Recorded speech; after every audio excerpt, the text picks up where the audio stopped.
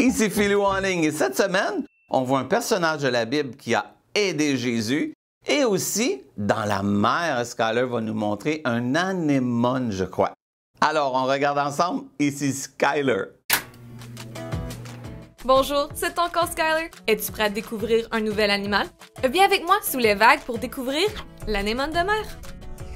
L'anémone de mer est un invertébré qui ressemble à une fleur. Un invertébré est un animal qui n'a pas d'os. Avec 1000 espèces différentes d'anémones, on peut les retrouver dans tous les océans du monde à différentes profondeurs.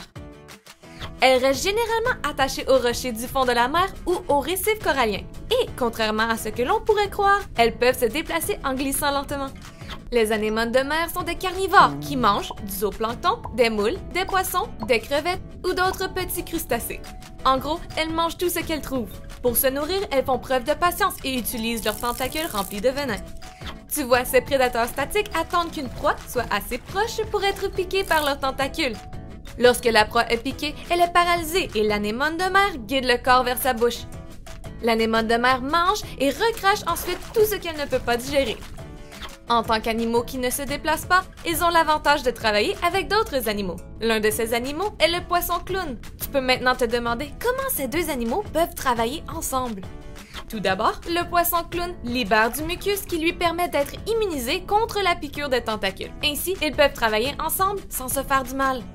Tu as peut-être remarqué que les poissons clowns ont des couleurs vives. L'orange vif et les rayures noires et blanches attirent les autres poissons. Avec les couleurs vives, le poisson clown aidera l'anémone de mer à trouver de la nourriture. Les tentacules de l'anémone de mer protègent le poisson clown contre ses prédateurs.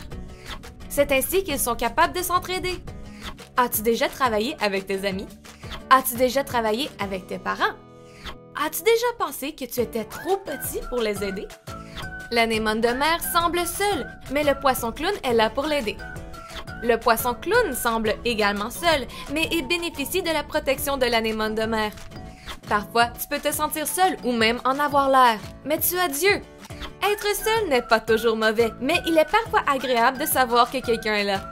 La Bible dit « Dieu est pour nous un refuge et un appui, un secours qui ne manque jamais dans la détresse. » Où que tu sois, Dieu est là.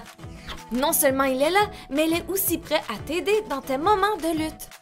Ainsi, chaque fois que tu te sens seul ou que tu as besoin d'aide, tu peux te souvenir que Dieu est avec toi. Tu as vu? L'anémone travaille avec un poisson. Eh oui, le poisson clown. En anglais, il l'appelle the clownfish. Eh oui, un protège l'autre et l'autre, lui, qu'est-ce qu'il fait? Il attire la nourriture. Tu vois aussi, on a appris le verset qui dit « Dieu est pour nous un refuge et un appui ». Quand on a de la difficulté, on doit demander de l'aide. Et Dieu est là, notre Papa dans le ciel est là pour nous aider. Et oui, on peut aussi demander de l'aide à nos parents, nos frères, nos sœurs. Et c'est là, ensemble, on fait comme notre personnage de la Bible. Il a aidé Jésus et a obéi, même s'il ne se sentait pas à la hauteur. Es-tu prêt? Ici Jean-Baptiste et Jésus. Connais-tu l'histoire de cet homme mangeant du miel et des sauterelles appelé à une grande mission? Dieu envoya un homme appelé Jean pour préparer les gens au moment où Jésus allait arriver et les enseigner au sujet de lui-même. Tu peux lire cette histoire. Elle est dans ta Bible. Jean le Baptiste vivait seul, dans un endroit isolé près du Jourdain. Ses vêtements étaient faits de poils de chameau et il se nourrissait de sauterelles et de miel. Dieu avait confié à Jean le Baptiste une mission particulière. Dire à tout le monde de se préparer, car le Fils de Dieu allait bientôt arriver, comme Dieu l'avait promis. Arrêtez de faire de mauvaises choses et dites à Dieu que vous êtes désolés. Commencez à être bon aujourd'hui, disait Jean. Certaines personnes étaient désolées et voulaient changer. Ces personnes sont allées au bord du Jourdain. Jean les a baptisés dans l'eau pour montrer qu'ils allaient faire ce qui était bon et juste à partir de maintenant. Jésus alla trouver Jean au bord du fleuve. Il demanda à Jean de le baptiser lui aussi. Ce n'était pas parce que Jésus avait fait quelque chose de mal. Il était le Fils de Dieu. Il était toujours bon.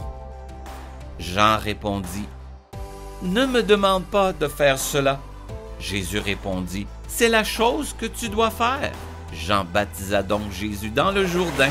Lorsque Jésus sortit de l'eau, on entendit la voix de Dieu qui disait, « Celui-ci est mon Fils. Je l'aime tellement, je suis si heureux avec lui. » Quelle histoire! Dieu a envoyé un simple homme pour que les gens de son époque, mais également toi et moi, soyons prêts pour le retour de son Fils. Bye bye!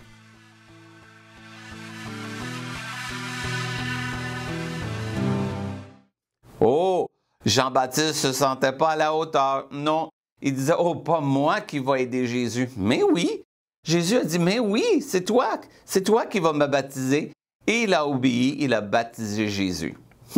Il a obéi. Nous aussi, parfois, on ne se sent pas à la hauteur ou on dit, moi, je suis trop petit pour aider Jésus ou aider Dieu. Ben, il n'y a pas d'âge pour aider Dieu, aider Jésus. La Bible nous dit, quoi? Dieu est pour nous un refuge et un appui. Il va nous aider. C'est pour ça qu'on peut obéir à Dieu lorsqu'il nous demande quelque chose. Et pas seulement ça, quand Dieu nous demande d'aider. Alors, es-tu prêt pour la mission de la semaine?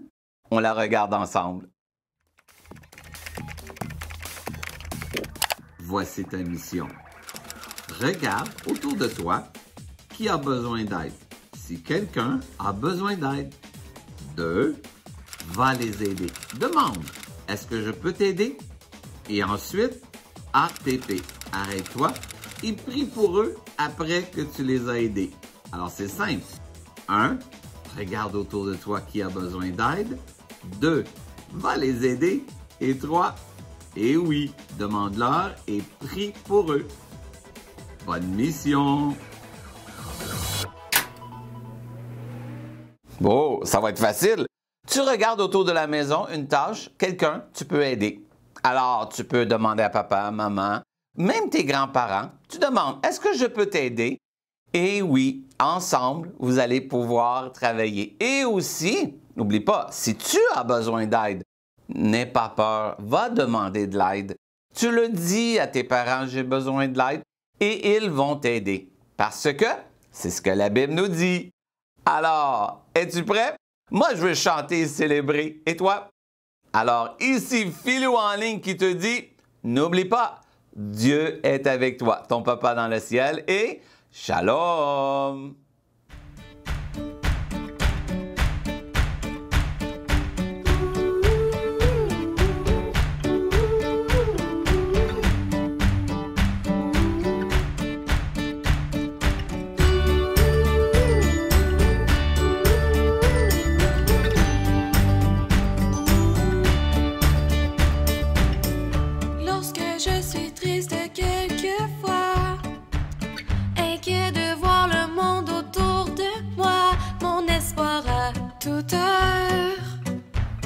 Demeure dans le Seigneur. Je fixe mes yeux sur le Dieu qui pourvoit à tout ce dont j'ai besoin chaque fois. Mon espoir à toute heure demeure dans le Seigneur. Mes yeux sur le Seigneur, oui j'avancerai. Il ne